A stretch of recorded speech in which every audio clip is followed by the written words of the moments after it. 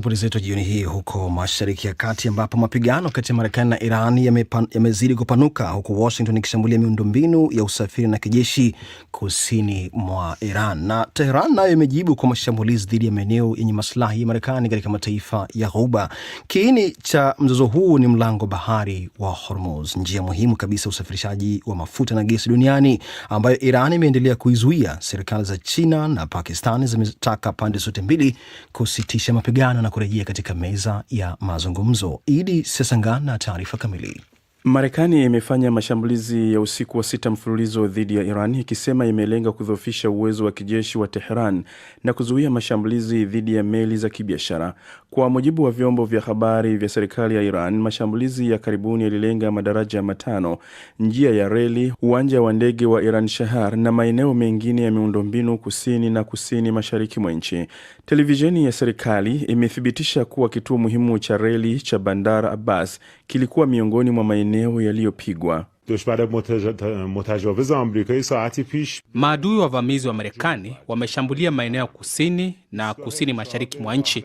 Kituo cha makutano ya reli cha Bandar Abbas ni miongoni mwa maeneo yaliyolengwa. Kituo hicho kinaunganisha njia za abiria na mizigo kuelekea bandari ya Shahid Rajai na kituo cha reli cha Bandar Abbas.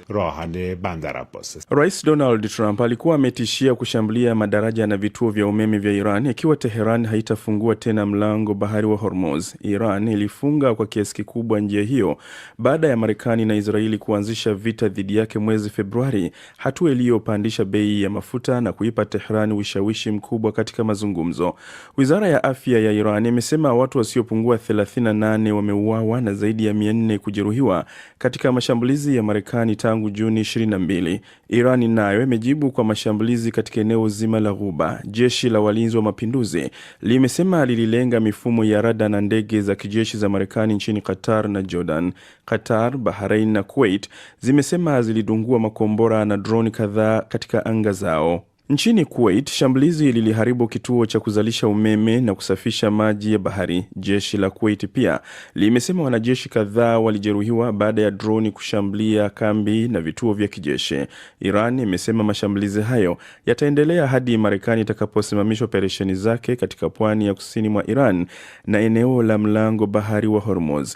Katika swala ya Ijumaa mjini Tehran, mhubiri Haj Ali Akbar alitumia lugha kali akitaka Marekani iondolewe kijeshi katika eneo hilo na kuapa kuwapeleka jahannam wote walioshiriki uovu dhidi ya taifa lake.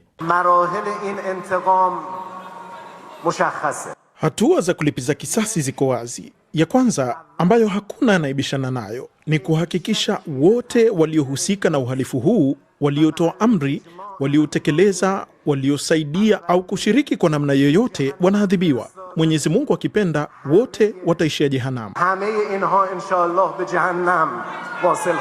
China na Pakistan zimetaka mapigano yasitishwe na Marekani pamoja na Iran kurejea katika mazungumzo. Hata hivyo, hadi sasa pande zote mbili zinaonyesha kuwa zinataka kutumia nguvu kwanza kuimarisha nafasi zao kuhusu udhibiti wa mlango wa Hormuz.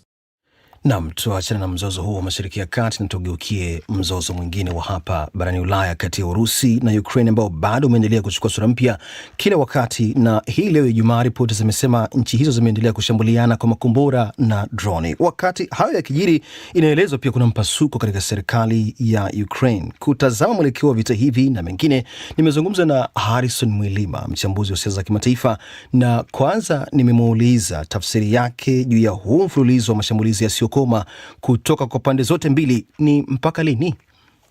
Tafsiri yake ni kwamba vita vinaendelea, na labda tulikuwa tunafikiri kunaweza kukawa na suluhu ya kidiplomasia, lakini kwa jinsi mambo yanavyoonekana sasa hivi ni kwamba vita hii vinazidi kuendelea na pande zote mbili zinazidi kufanya mashambulizi. Tumeona hivi karibuni hizi drones za Ukraine zimeweza kuingia ndani ya Urusi zikishambulia miundombinu ya mafuta na gesi. Pia tumeona mashambulizi makubwa yakiongezeka kutoka Urusi kuelekea miji mikubwa ya Ukraine. Kwa jinsi hali inavyoonekana sasa hivi ni kwamba mgogoro huu unazidi kuendelea na unazidi kupamba moto. Hivi majuzi rais wa Ukraine Volodymyr Zelensky alitangaza mabadiliko makubwa ndani ya serikali yake, hatua ambayo ilipelekea waziri mkuu Yulia Sviridenko kuachia ngazi na maelfu ya watu wakiandamana, na hata leo tunavyozungumza maelfu ya watu wameandamana wakipinga hatua ya kuondolewa kwa waziri wa ulinzi Mikhailo Fedorov. Ni kipi kimekuwa nyuma ya hatua hii ya Rais Zelensky? Inaonekana kuna mgogoro mzito ndani ya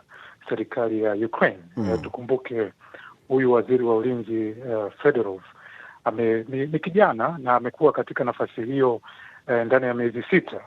Na tokea ameingia katika nafasi hiyo, tumeona hivi karibuni Ukraine ikifanya vizuri sana katika uwanja wa vita. Watu wengi wanaamini kwamba kijana huyu au waziri huyu wa ulinzi amekuwa akifanya vizuri. Sasa kuona kwamba Zelensky anataka kumtoa madarakani ni kitu ambacho kinawapa hofu watu wengi, na kuona kwamba inakuwaje kiongozi ambaye walizani ameleta mabadiliko makubwa sana katika jeshi anafukuzwa.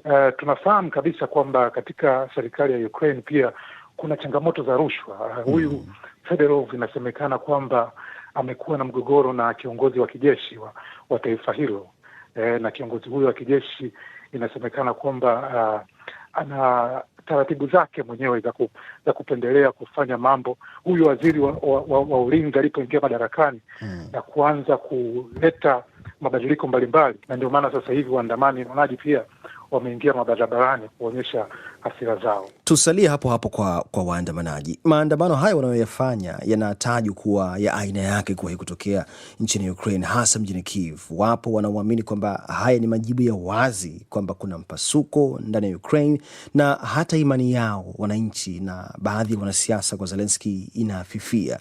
Wengi wanalizungumzia swala hili la rushwa kwamba ndio mzizi wa matatizo yanayoonekana. Ni kweli rushwa pekee ndio tatizo? Rushwa inaweza ikaonekana ndio chanzo kikuu, lakini pia kiukweli watu wamechoka. Kwa hiyo ukiangalia makombora Urusi ambayo inazidi kurusha katika miji ya Ukraine, inaonekana watu wamechoka. Na pia ukiangalia Ukraine, watu wengi wanakufa katika vita hii. Sasa mtu anaweza kana anajiuliza, sasa mvutano huu ndani ya Ukraine kwenyewe unatuma picha gani kwa washirika wake, kwa washirika wa Ukraine kwa mfano, na hata kwa adui yao Urusi? Kwa ufupi, nadhani inatuma picha nzuri sana kwa Urusi na inatuma picha mbaya sana kwa washirika wao wa magharibi, kwa sababu washirika wanaona kabisa kwamba kuna mgogoro wa rushwa ndani ya Ukraine.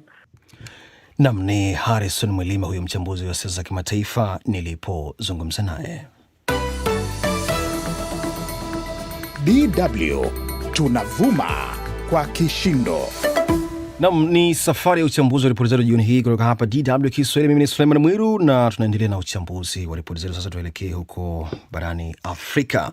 Usafirishaji wa maiti za watu waliofariki kwa Ebola nchini Jamhuri ya Demokrasia ya Kongo kunazidisha hatari ya kuongezeka kwa maambukizi. Onyo hilo limetolewa na mashirika ya Umoja wa Mataifa yakitoa angalizo kuwa kutokana na idadi kubwa ya watu kufariki nje ya vituo vya afya, kushamiri kwa maambukizi kunatokana hasa na jinsi jamaa na marafiki wanavyoshughulikia maiti hizo wanapokuwa wakizisafirisha na kuendesha taratibu za kitamaduni za mazishi. Lubega Emmanuel na taarifa zaidi.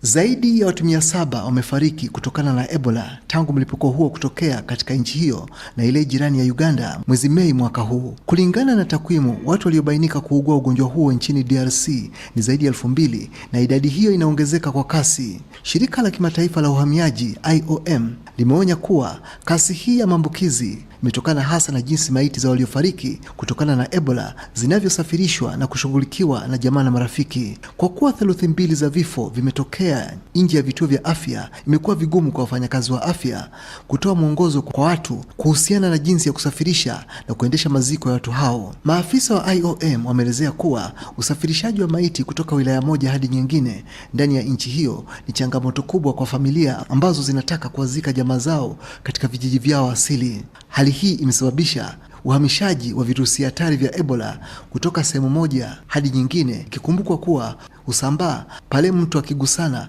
na chochote ambacho ni cha majimaji kutoka mwilini wa marehemu. Kwa upande wake, shirika la afya duniani WHO nalo limeonya kuwa mlipuko wa Ebola nchini Kongo umeweka rekodi kwa kuwa katika nafasi ya 3 kuhusiana na kasi ya kusambaa kwa maambukizi, hasa katika miezi